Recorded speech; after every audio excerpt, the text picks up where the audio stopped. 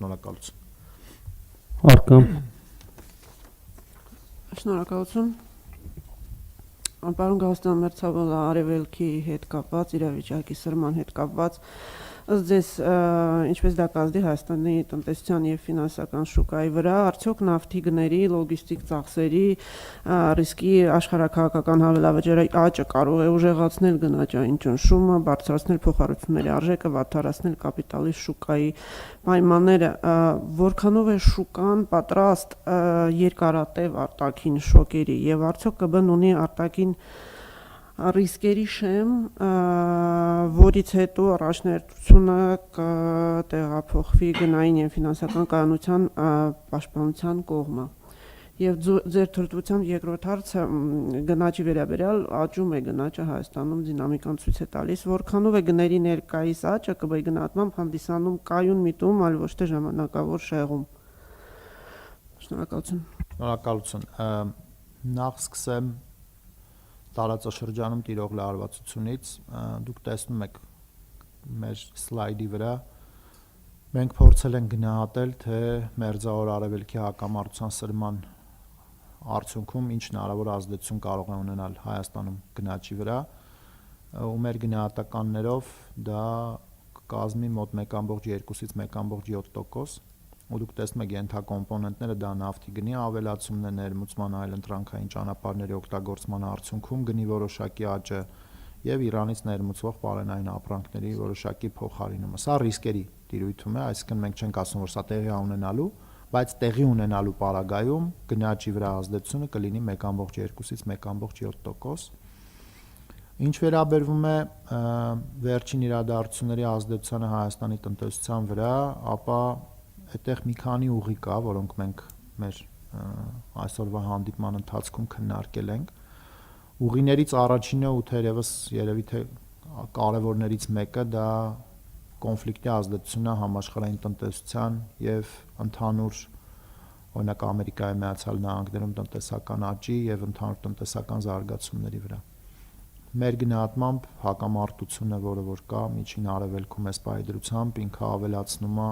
ստագֆլյացիոն ռիսկերը, այսինքն մի կողմից ավելացնում է տնտեսության դանդաղման ռիսկերը, մյուս կողմից իր մեջ ունի որոշակի ներուժային պոտենցիալ գնաճի ավելացման տեսանկյունից, ինչը բավականին անցանկալի երևույթ է լինելու մեզ համար, որովհետև եթե համաշխարհային տնտեսությունում նկատվելու է տնտեսական ակտիվության անկում, դա անդառնալիորեն ազդելու է Հայաստանի ներսում տնտեսական աճի եւ տնտեսական զարգացումների վրա։ Ուստի մեր քննարկումների ընթացքում մենք այդ կոմպոնենտին բավականին մեծ կշիռ ենք տվել քննարկման ընթացքում, այդ B տիպի սցենարների մատերիալիզացիայի մի ուղի է, բայց կարևոր ուղի։ Երկրորդը, ինչ վերաբերում է Հայաստանի տնտեսությունում հնարավոր ազդեցություններին, եթե օրինակ արտաքին պահանջարկը նվազեց, այդ արտաքին պահանջարկը բնականաբար ազդելու է նաև մեր տնտեսության արդյունքների վրա, ու դրանք ոչ միայն տնտեսական են լինելու, նաև մենք խոսել ենք, որ կարող են լինել հոգեբանական խնդիրներ, օրինակ մարդիկ, ովքեր որ տրամադրվել էին, որ այս տարի պիտի այցելեին Հայաստան, տեսնելով, որ Հայաստանի շուրջ զարգացումները գնում են ինչ-որ վատ սցենարներով, կարող է զերծ մնան այս տարի Հայաստան այցելելուց։ Երկրորդ խնդիրները, որը մենք նաև կարող ենք ունենալ պոտենցիալ ռիսկերի տեսանկյունից, դա հայկական ընկերությունների կողմից միջին արևելքի շուկաներում ապրանքների իրացման հնարավորության սահմանափակումն է եւ այդ լոգիստիկ խնդիրների արդյունքում նաև արտահանման որոշակի սահմանափակումներ։ Գիտեք, որ այնտեղ Միացյալ Արաբական Էմիրությունները վերջին ժամանակաշրջանում Հայաստանի համար հանդիսանում էին որոշակի հաբ, որտեղ արտահանվում էին Հայաստան բերվող եւ Հայաստանից արտահանվող ապրանքների մի մեծ խմբականակ, ուստի մենք կարծում ենք, որ այդտեղ որոշակի ռիսկեր կան կուտակված։ Երրորդը դա ձեր կողմից մատնանշված նավթի գների հետ կապված զարգացումներն են, նավթի գները ունեն ուղղակի ազդեցություն գնաճի վրա, բայց նաև կան երկրորդական էֆեկտներ, որովհետև նավթը կամ էներգակիրները իրանք որոշակի պրոպորցիաներով մտնում են նաև ընդհանուր ապրանքների ինքնարժեքի վերջնական հաշվարկի մեջ, որը կարող է թանկացնել մեր ապրանքները արդեն առաջարկի տեսանկյունից։ Ու այս բոլոր կոմպոնենտները համադրելով մենք կարծում ենք, որ կան որոշակի ռիսկեր, որ մեզ կարող են տանել ավելի ցածր գնաճային ուղղությամբ, որը պայմանավորված կլինի հենց ցածր պահանջարկով, եւ կան նաեւ գնաճային ռիսկեր, այդ փլմոր մենակ արտաքին շուկաների մասին եմ ասում, որոնք կարող են մեզ ապահովել գնաճի ավելի բարձր տրայեկտորիա։ Մենք այս պահին դեռ դիտարկում չունենք, այսինքն երբ որ պատերազմական գործողությունները Իրանում սկսվեցին, դա եթե չեմ սխալվում փետրվարի 28-ն էր, դա արդեն մարտի գնաճի մեջ պիտի երևա, մենք մարտի գնաճի թիվը դեռևս չունենք։ Այսինքն մենք ունենք փետրվարի գնաճի թիվը, որը չի արտացոլում այն զարգացումները, որը Իրանում տեղի են ունենում։ Եվ երկրորդ հարցը մի հատ որ խնդրեմ։ Հա, մենք ըստ էության գնաճի մեջ կան կոմպոնենտներ, որոնք պայմանավորված են պահանջարկի գործոններով եւ գնաճի մեջ կան կոմպոնենտներ, որոնք պայմանավորված են առաջարկի գործոններով։ Այդտեղ զգալի գործոններ կան, որոնք հիմնականում առաջարկով են պայմանավորված, օրինակ, չգիտեմ, մսի թանկացում, որը ըստ էության պիտի լինի միանգամյա, որպես կանոն այդ տիպի թանկացումները հենց միանգամյա են լինում, բայց նաեւ կա որոշակի, օրինակ, առողջապահական ծառայությունների թանկացում եւ այլ բաներ, կոմպոնենտներ, որոնք իրանց մեջ որոշակի պահանջարկի էլեմենտներ ունեն։ Սպուտնիկ։ Շնորհակալություն, պարոն Գալստյան, կարելի է ենթադրել, որ այդ գնաճային ռիսկերը, հենց ինչպես նշեցիք, հիմնականում առաջարկի կողմից են գալիս։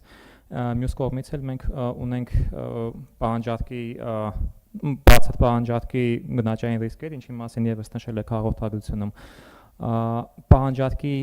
նվազումը ինչ ոլորտների վրա կարող է ազդել եւ արդյոք ինչ որ եթե երկարաժամկետ ինչ որ միտումներ ցուցաբերի կոնֆլիկտային իրավիճակը արդյոք կարող է ազդել նաեւ ինչ որ երկարաժամկետ ֆակտորներ ունեցող ոլորտների վրա, օրինակ անշարժ գների եւ հիպոթեկային վարկարունների վճարանակության վրա։ Մենք այս պայդրությամբ այդ ռիսկերը չենք տեսնում, այսինքն ես որ ասեմ, որ մենք այդ ռիսկերի իրագործումը արդեն ռեալ կյանքում նկատում ենք, չէ, որովհետև վերջին շաբաթվա ընթացքում օրինակ հիպոթեկային վարկավորման նվազում չկա, այսինքն ինքը շարունակում է բնականon ընթացքով տեղի ունենալ։ Անշարժ գույքի շուկայի գների վերաբերյալ մենք տարբեր ազդակներ ենք ստանում, ըստ էության ազդակների մեծ մասը վերաբերում է նրան, որ վերջին շաբաթների ընթացքում հակառակը որոշակի ակտիվացում նկատվել է շուկայում, այսինքն գործարքների իրականացում մարդիկ հետաքրքրված են ինչ-որ բաներ են առնում։ Սա միգուցե կապված է Իրանում զարգացումների հետ, բայց չի ուզի տենց միանշանակ լինել, որովհետև ազդակները հələ որ անեկդոտալ են, այսինքն թվային արտացոլումը դրանց չենք տեսել։ Ինչ վերաբերում է պոտենցիալ վտանգներին, որ կոնֆլիկտը ժամանակի մեջ ձգվի ու գնանք մենք ամենավատ սցենարով, հա, ենթադրենք Իրանում ինչ որ զարգացումներ, որոնք ինչ որ սիրիական սցենար են մեզ նկարագրելու, բնականաբար այդ սցենարները կարող են շատ վատ ազդեցություն ունենալ մեզ վրա եւ հարևան երկրների վրա, բայց այս պայդրությամբ դրանց մատերիալիզացիայի հիմքերը չկան։ Պիտի հետևենք, տեսնենք ինչ զարգացումներ են լինելու եւ ընթացքում, եթե հանկարծ պետք լինի, մենք անպայմանորեն կմիջամտենք այն ձևով, որը որ անհրաժեշտ է մեզ հեռու պահելու այդ վատ սցենարներից մեր տնտեսությունը։ Եվ որպես լրացում առողջապահության բյուջետային ծախսերը դուք նշեցիք, բայց երևի ոչ առանցյալ Իրանի հետ կապված ռիսկերից, այլ ուղղակի որպես պահանջարկի կտոր, հա, ճիշտ։ Հա, մենք տեսնում ենք, որ ավելի շուտ մենք գործընկերները, ովքեր որ գնաճը հաշվում են, այդտեղ ըստ էության իրանք վերջին 2 ամսվա ընթացքում 3% առողջապահության ծառայությունների գնաճ են դրել։ Ու բնականաբար տեսակարար կշիռ է ծառայությունների, եթե չեմ սխալվում 10% է մեր զամբյուղում, ուստի 0.3% է 4.3-ից պայմանավորված է առողջապահության ոլորտում տեղի ունեցող գնաճի հետ։ Դա ո՞ր դեպքում, թե արդեն փաստացի։ Փաստացի հունվար-փետրվարի ընթացքում 2 ամսվա կտրվածքով։ Հա 2։ Բայց եթե չեմ սխալվում, դուք կանխատեսում եք, որ առողջական ապահովագրությունը գնաճի վրա ազդեցություն չի ունենալու։ Չէ, մենք չենք ասում, որ ինքը չի ունենալու բացարձակ տենց հայտարարություն, ես կարծում եմ մենք չենք արել, որ առողջապահական ապահովագրության ներդրումը ընդհանրապես գնաճի չի բերել։ Մենք ասել ենք բարձր գնաճային զարգացումների ռիսկը մենք կանխատեսում ենք, որ ցածր է, այսինքն այն, որ կարա հանգեցնի բարձր գնաճի, մենք էլի կանխատեսում ենք, որ այդպես պիտի չլինի, որովհետև մեր գործընկերների կանխատեսումների համաձայն կառավարության եւ առողջապահության նախարարության սցենարը հետեւյալն է, ինտեգրվում էր ամբողջական ծառայությունների ցանկը 1 գնորդի ձեռքերում, 1 գնորդի կողմից ու ինքը ստանում էր շուկայական որոշակի դոմինացիայի հնարավորություն, որի արդյունքում այն ապրանքները, օրինակ դեղորայքը, որը որ պիտի ձեռք բերվեր, դեղորայքի գնի որոշակի նվազում պիտի լիներ։ Մենք գնացել ենք այդ սցենարով, այսինքն մեր կանխատեսումները հիմնվում են այն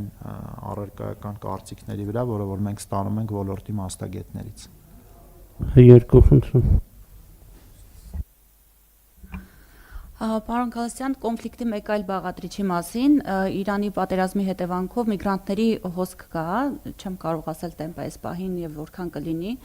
եւ սա ինչ փոփոխություն կբերի մեր շուկայում, ծառայությունների ոլորտում մասնավորապես, եւ եթե այդ հոսքը մեծ լինի, կարող է ինչ-որ չափ բալանսավորել բեռնափոխադրումների հետ կապված խնդիրները եւ այլն, եւ այստեղ որ նշել եք տնտեսական աճի կառուցվածքային խնդիրներով պայմանավորված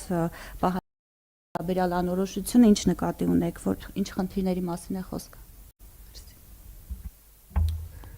Տնտեսական աճը Հայաստանում ըստ էության ապահովում է մի քանի ոլորտների հաշվին, ու այդ մի քանի ոլորտներում կենտրոնացվածության մակարդակը որոշակի մտավախություններ է առաջացնում աճի ներառականության եւ տարածվածության վերաբերյալ, միտքը դրա մասին է։ Շինարարություն, հա, ծառայություններ որոշակի նաեւ։ Ինչ վերաբերում է Իրանից ներգաղթի հետ կապված, այսինքն մարդիկ, ովքեր որ կարող են տեղափոխվել Հայաստան, մենք հələ որ չենք տեսնում թվերի մեջ ծավալների այն մակարդակը, որը մեզ կարող է բերել այն մտահոգիչ իրավիճակի, որ արտաքին պահանջարկ այնքան բարձր է լինելու, որ գնաճը հավելյալ գնալու է վերև։ Իհարկե մենք այդ սցենարը քննարկում ենք, որ ոնց որ արել ենք 22 թվականին ռուս-ուկրաինական պատերազմի հետ առաջին ժամանակաշրջանում, որ երկու տեսակետ կար կհիշեք, մեկը այն էր, որ ընդհանուր Ռուսաստանում տնտեսական իրավիճակը վատ թարանալու է, որի արդյունքում արտաքին պահանջարկը Հայաստանի նկատմամբ լինելու է ավելի ցածր, ու ինքը բերելու է գնանկումային երևույթների։ Երկրորդը այն էր, որ քիչ հավանականությամբ այդ ժամանակ դեռ ոչ մեկս չէին կարողանում տենց մեծ հավանականությամբ կանխատեսել, որ ռուսները կտեղափոխվեն Հայաստան։ Բավականին մեծ քանակությամբ Ռուսաստանի քաղաքացիները, ոչ միայն Ռուսաստանի, նաև այդ կոնֆլիկտի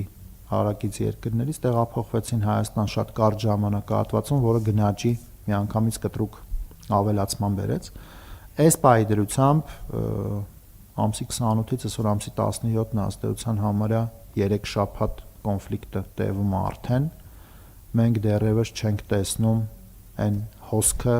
որը որ մեզ կբերի այն մտքին, որ մենք արտաքին պահանջարկով պայմանավորված էական գնաճային ճնշումներ ենք ունենալու։ Բնականաբար, եթե ունենանք, արձագանքը կլինի adekvat այդ զարգացումներին, բայց չենք ուզում ինչ-որ բան անենք, որը չի բխում իրավիճակի ամբողջական հասկացված լինելուց։ Ակարենյուս։ Շնորհակալություն։ Պարոն Գալստյան, ապահովագրության